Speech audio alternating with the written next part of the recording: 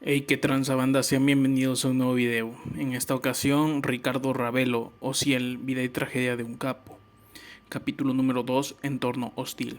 Ya saben, raza, vayan a seguirme a mis redes sociales, en mi Instagram, el Instagram del canal y también en Facebook. Ahí los guacho, carnales. 2. El entorno hostil.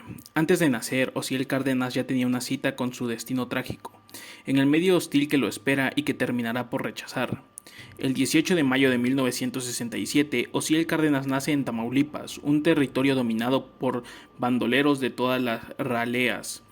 La década se aproxima a su fin y aquel terruño del norte de México proyecta al exterior su bien ganada fama como lugar de asesinatos y venganzas. Todo huele a sangre. Los delitos y muertes se multiplican en esa tierra que es de nadie y de todos. La cercanía con Estados Unidos solo le atrae males y desgracias. El dinero sucio que circula a raudales corrompe vidas y hace que el delito florezca en ese campo fértil. Narcotraficantes, delincuentes comunes y peligrosos de todo tipo se afincan en ciudades como Nuevo Laredo, Reynosa y Matamoros, zonas estratégicas para el trasiego de droga hacia la Unión Americana. El boyante mercado de consumo. Traficar con drogas es una actividad común en esa época y la oquedad de la frontera facilita su libre tránsito por el río Bravo, que en tiempos de sequía muestra el color oscuro de su fondo y permite a los burros, pasadores de drogas y a narcotraficantes cruzar caminando la frontera con Estados Unidos. Del otro lado, la vigilancia es naturalmente escasa, pero las complicidades hacen que sea nula. Los traficantes preparan con meticulosidad pequeños o grandes cargamentos de cocaína, marihuana u otras drogas de moda y eligen la hora en la que la presencia de la policía fronteriza disminuye. Entonces comienza el trasiego y se vuelve habitual ganar dinero llevando droga al Valle de Texas o más allá de esos límites territoriales. Allá esperan y desesperan, ansiosos, miles de consumidores cuyos cuerpos les exigen alimentarse con las sustancias que les surten, las amplias redes de vendedores clandestinos en sitios exclusivos. Este negocio que crece como una bola de nieve y los envuelve comienza a atraer más y más incautos, y así, de manera sigilosa, casi imperceptible, comienza a imponerse en la sociedad una cultura del negocio fácil y rentable. Con una celeridad sorprendente, el narco suma cada día más adeptos y engancha clientes sin miramientos, ni la inocencia de los niños que terminan por suplir la leche que los nutre por la droga que los destruye poco a poco frena este flagelo. Entre los infantes y adolescentes, el narco impone también una suerte de sentencia que a veces se convierte en estigma. Ya no es necesario estudiar una carrera profesional, ni pasar varios años en el aula para aprender un oficio. El tráfico de drogas es un camino corto que retribuye de buenos dividendos con una rapidez impresionante. Como plaga emergen de todas partes caciques, bandoleros y capos. No hay poder humano que los detenga, porque el dinero que fluye sin pausa termina por paralizar a las autoridades y adormecer a la sociedad que calla ante la injusticia. La droga y el dinero fácil son el anestésico más eficaz para destrabar problemas. En la fiebre del comercio ilegal de drogas, el negocio de moda, ya no existe barrera legal que detenga su expansión. Los narcos se erigen en autoridad y al poder que ejercen deben ceñirse quienes, delincuentes o no, quieran emprender su propia empresa. Solo un arreglo con la mafia que domina el territorio puede garantizar éxito. Una vez enganchados no hay retorno posible. En Tamaulipas y en otros estados del país brotan conflictos por el control territorial y se multiplican las matanzas por el dominio de la plaza. En esta guerra solo se impone, como en la selva, la ley del más fuerte y del que está mejor relacionado con el poder político en turno. En la época en que nació Ociel en Tamaulipas, manda un hombre poderoso, Juan Nepomuceno Guerra Cárdenas, viejo traficante de alcohol. Lleva ya varias décadas sorteando a las dificultades, lo que lo convierte en un indiscutido capo de capos. Hombre bragado, también tiene fama de matón. Su proclividad por las escaramuzas lo llevó a sentar a sangre y fuego las bases de lo que más tarde sería el Cártel del Golfo. Dispone de tanto poder que nadie cruza por su feudo sin su consentimiento. Quien desafía a este viejo cacique se muere, solo impera su ley en la región, como nunca vacila cuando amenaza y tiene una bien ganada fama de que siempre cumple su palabra, se convierte en una leyenda del crimen. A Nepomuceno Guerra le respetan y le temen al mismo tiempo. En el año de 1967, Don Juan vive su etapa de mayor esplendor, ya es dueño del territorio y tiene a su lado a las autoridades. Ha tenido una historia negra que trasciende los límites de Tamaulipas. Fuera del estado suena y resuena su historial delictivo. Lleva ya años inmerso en el negocio de matar, de traficar con personas y con todo lo ilegal. Ha sabido trabajar incansablemente en el tejido de redes y complicidades. Quizás sin saberlo, su intuición lo ha llevado a hacer valedera la máxima de que el trabajo perseverante conquista todas las cosas. Tan poderoso ya en esos tiempos, tan glorioso como impune, muy pocos le dicen Don Juan. Él siente que ha subido de categoría, que está situado en un lugar más alto de la jerarquía mafiosa. Es entonces cuando se hace llamar el padrino de Matamoros. Ha dejado de ser un delincuente habilidoso y huidoso que paga por la libertad a policías municipales. Ahora se codea con altos mandos del ejército y de la policía federal. Quienes lo respetan saben que el viejo cacique ha vencido a sus rivales echándolos de su territorio o eliminándolos. Le gusta que lo consideren capo de capos, intocable, multimillonario, poderoso. Siente que eso le da dignidad. Por eso los nuevos narcotraficantes que medran en Tamaulipas prefieren pactar con él y acercarse para llevar a buen puerto sus oscuros negocios, y es precisamente en esta deferencia que asienta su liderazgo y lo convierte en mecenas. Así como asesina a quienes no se atan a su círculo pernicioso, sabe impulsar a pequeños y medianos delincuentes en sus negocios, siempre bajo su sombra protectora. Pero Don Juan no les permite que brillen con luz propia, siempre deberán orbitar bajo su reflector.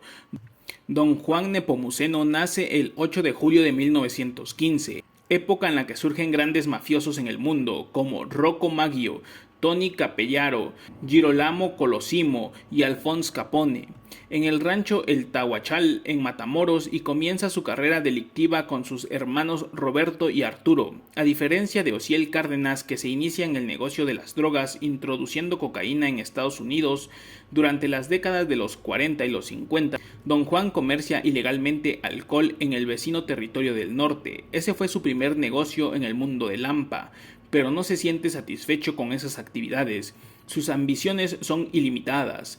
Esa inconformidad lo lleva a ampliar su campo delictivo e incursionar en el robo de automóviles, tráfico de indocumentados, compra y venta de armas, casas de juego, trata de blancas y venta de protección o secuestros, culminando con la modalidad más rentable del crimen organizado, el narcotráfico. En 1933, cuando el gobierno de Estados Unidos deroga la prohibición de alcohol decretada en la década anterior, el negocio de la bebida comienza a repuntar. Liberada la venta del licor, su comercialización y consumo se elevan notablemente y convierten ese negocio otrora prohibido y clandestino en el más redituable, y el imperio creado al amparo del mercado negro se derrumba. Pero aquellos cambios no perturban al joven Don Juan, apenas forjado en esos menesteres, pero dueño ya de una empresa criminal nada despreciable que controla con discreción.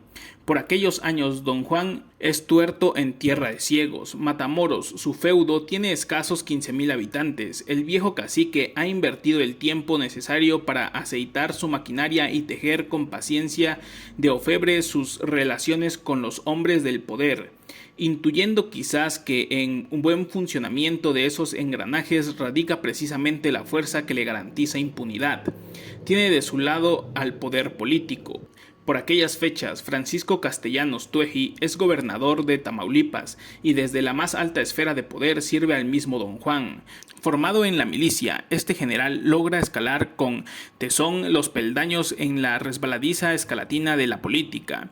Llega incluso a ser administrador de aduanas, luego diputado, senador, incluso procurador general de justicia del Distrito Federal en los años 40. Con habilidad sabe conciliar su capital político con el de la mafia. Eso lo lleva a ostentarse con orgullo como abogado de confianza del fundador del Cártel del Golfo. Este hecho no resulta menor. Estar bajo la sombra protectora de Don Juan es vivir cobijado por el tótem del crimen organizado. La figura de Don Juan como cacique y delincuente se acrecienta, mafiosos y políticos rinden pleitesía. Con esa fama y con ese poder ilimitado, Nepomuceno Guerra cruza, airoso e impune, la década de 1940. La vida parece sonreírle, sin perturbaciones, solo le acucia la idea de trascender como varón, y acicateado por el amor busca una pareja. Aunque hay un problema, su fama no le ayuda, todos le temen, pero ese obstáculo no lo arredra. En 1943, y sin vacilar, elige como esposa a Gloria Landeros, con quien procrea 3 hijos, Gloria, Juan Nepomuceno y Lázaro. Don Juan no sabe ocultar sus relaciones políticas, porque tiene claro que son las poleas que lo impulsan y sostienen firme en el agitado mundo criminal. Las exhibe como armas, como escudos, las oculta cuando se excede en sus alardes de poder. A menudo le agrada hacer vida social y mostrarle a la gente cuán poderoso es. Por eso, el 15 de mayo de 1945 prepara una fiesta e inaugura su famoso restaurante Piedras Negras, en honor de la polca de ese nombre que está de moda y que le gusta mucho a su compadre Alejandro Garza, expresidente municipal de Reynosa. 10 años antes de morir, el 21 de octubre de 1991, mermados ya sus ánimos, el viejo enfrenta una fuerte sacudida. Por primera y única vez es apresado por evasión de impuestos, pero sus relaciones y complicidades lo sacan a flote. La acusación en su contra es desmoronada y las autoridades terminan por liberarlo y ofrecerle disculpas. De lo que ya no se libra es de que sus atrocidades salgan a la superficie.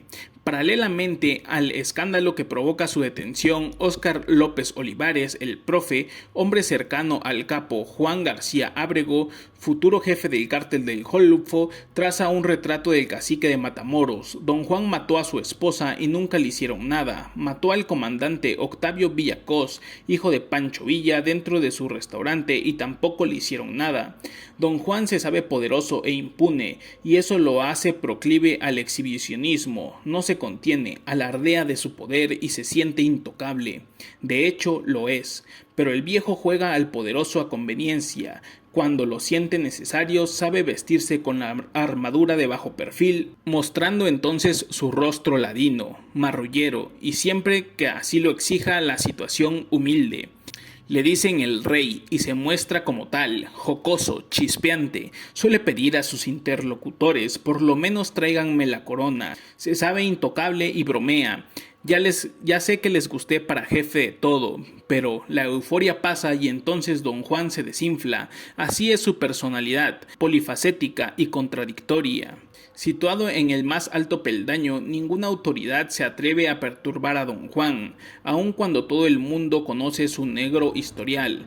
Lo cierto es que las autoridades nunca pudieron o no quisieron comprobarle ningún delito. Así vivió hasta el 11 de julio de 2001, cuando la muerte lo sorprende sentado plácidamente en una silla de su famoso restaurante Piedras Negras. Hasta 1996 el restaurante no es muy grande, luce decorado con una veintena de cuadros y gallos. Sus paredes exhiben variadas fotografías, donde el dueño aparece vestido de charro, rememorando tiempos idos. No faltan sus amigos y conocidos que lo visitan, como el expresidente Carlos Salinas de Gortari y el exgobernador Américo Villarreal. Pero el negocio no prospera ni con esos asiduos visitantes, ni la decoración ni la buena comida resultan atractivas a la gente. El lugar goza de mala fama y por eso escasea la clientela. Pero eso no parece importarle al añoso cacique. Él siempre se solaza de su negocio y dice con tono vanidoso: quien no conoce el Piedras Negras no conoce Matamoros. El restaurante es el sitio preferido de mafiosos y políticos. El poder y mafia dan forma a un rostro andrógino, lo que enorgullece al viejo, quien no se reprime y suelta la frase: a mi restaurante han acudido toda clase de políticos, gobernadores, senadores, diputados, presidentes municipales. De la amistad con alguno de ellos se valieron mis amigos cuando tenían algún problema y utilizaban mi nombre. A menudo le preguntaron por el narcotráfico, el negocio de su pasión, pero no cayó en la trampa. Yo ni fumo, soy hombre de trabajo y siembro mis tierras, pero no para darles de comer a los burócratas, a los de traje y a uno que otro de smoking. No me bajan de padrino hasta de rey. El tiempo no transcurre sin dejar huella. Don Juan Nepomuceno Guerra marca toda una época en Tamaulipas. Enseña a sus socios, amigos, mafiosos y familiares las artes de su jugoso negocio que lo encumbra en la esfera criminal. El padrino de Matamoros empieza a sentir cansancio y sabe que la hora final se acerca. La edad avanzada y sus fuerzas comienzan a disminuir. Pasa la mayor parte del tiempo sentado en su restaurante. Esto lo sume casi en la inmovilidad, pero le permite preparar con toda paciencia el que será su nuevo relevo, su principal heredero, Juan García Ábrego. Este joven robusto tiene 20 años, en 1967 y ha sido elegido por su tío como nuevo jefe. Pero todavía tiene mucho que aprender, por eso el viejo no suelta las riendas de la empresa criminal y lo mantiene vigilando, midiendo sus alcances, su temple y su valor. En Piedras Negras, donde Juan García Ábrego trataba sus primeras relaciones peligrosas con pistoleros y contrabandistas. En sus inicios, el futuro heredero del Cártel del Golfo convierte el restaurante en uno de sus centros de operaciones. Acude ahí con frecuencia para cerrar negocios, pacta en sitios con policías, con autoridades locales y federales. Mientras García Ábrego se forja, en otro lugar de Tamaulipas, una familia de humildes campesinos espera el nacimiento de su hijo. Faltan pocas semanas para el alumbramiento, para que venga al mundo Osiel Cárdenas Guillén, el hombre que, 30 años después, relevará a García Ábrego al caer en desgracia. En 1987, un hecho trágico termina por ahuyentar a los pocos comensales que visitan el Piedras Negras. Se suscita una balacera en la que caen acribillados el policía judicial federal Tomás Morlet y Saúl Hernández, de la banda de García Ábrego, a quien se le adjudica legalmente la muerte del agente federal. Este episodio deriva en pleito. Se afirma que Juan García Ábrego y su tío rompieron relaciones, pero la versión tantas veces difundida no parece tener una fuerte carga de verdad. Don Juan Nepomuceno Guerra se expresa en buenos términos de sus sobrinos Juan y Humberto, aún después del encarcelamiento de ambos en 1996. Eran muchachos muy trabajadores, ¿cómo negarlo? Sería un delito. Lo único cierto es que a mí me han hecho mucho daño, social y comercialmente. No sé por qué me escogieron a mí, ni por qué les gusté para ser jefe de todo.